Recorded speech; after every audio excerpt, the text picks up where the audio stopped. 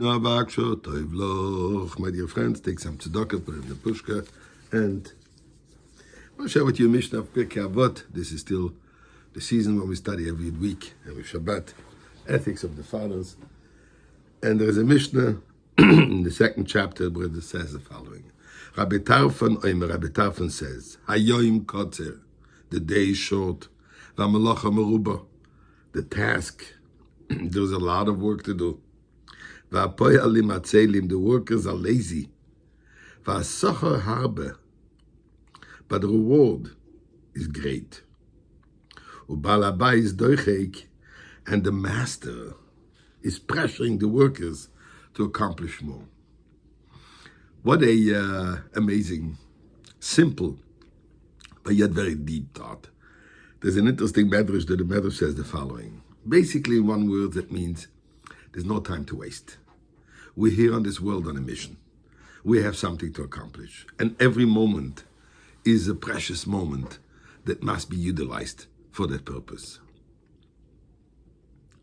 Medrash uses this also as an analogy to when Moshe Rabbeinu went up to heaven to receive the Torah. For 40 days he says, Lechem lo achalti umayim lo shosisi. I didn't eat, I didn't drink, I didn't sleep. And the Medrash compares this to an individual who's been given 24 hours to collect the vast amount of gold and silver which is lying there. And he has 24 hours to collect. This person wouldn't sleep for a moment. He would utilize every second of those 24 hours and not waste for anything else but amassing the gold and silver. Same thing is true with Moshe Rabbeinu. He was up in heaven.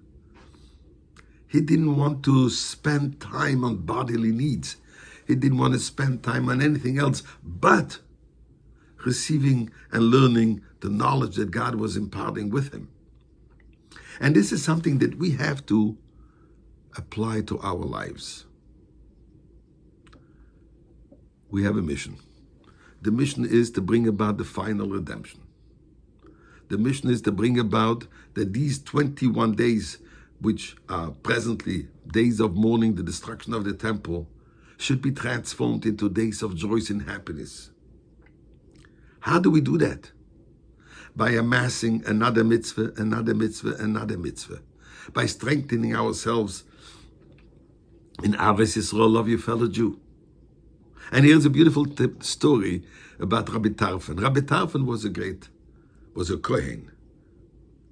Rabbi Tarfon was also a student, actually a friend and teacher of the famous Rabbi Akiva. And Rabbi Tarfon apparently was a man of great means. Story is told, the Gemara tells a story, how one day Rabbi Tarfon met with Rabbi Akiva, and Rabbi Akiva told him, would you like me to buy you a city? I have an opportunity to buy you a city or two. So Rabbi Tarfon said, perfect. That's a great income. I guess tax collection would be good. And he gave him 4,000 gold dinars, a fortune. Rabbi Akiva went, says the Medrash, and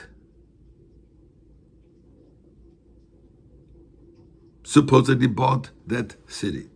Eventually, when he met up with him, he trusted him fully. He asked him, so where are those two cities? Where are these cities that you bought for me? And Rabbi Akiva took out the Tehillim, took out a book of Psalms, and he read to him the following psalm there where it says, Pizar nosan lo evyonim tzidkosoi oimedes load. He scattered his wealth by giving to the poor, and his righteousness endures forever. So Rabbi Akiva showed him, look at the many poor people who have been helped by the money that I gave them and the opportunity that these poor people have to sit and study Torah. And says, this is the greatest city that you can acquire. What does that mean? Rabbi Akiva pointed out to Rabbi Tarfon, we're here in this world for obviously the purpose of what? Of perpetuating the study of Torah, of bringing godliness into this world. This is by studying Torah, by doing good deeds, and by encouraging others to do so. What can there be a greater and a better investment than investing in people who study Torah? Than investing in poor people, that we help them earn a livelihood, have what they exist, and at the same time to be able to study Torah. Now, if you think that Rabbi Tarfon was taken back by this investment, it says he went to Rabbi Akiva, kissed him on his forehead, and he said, "From now on, you are my teacher."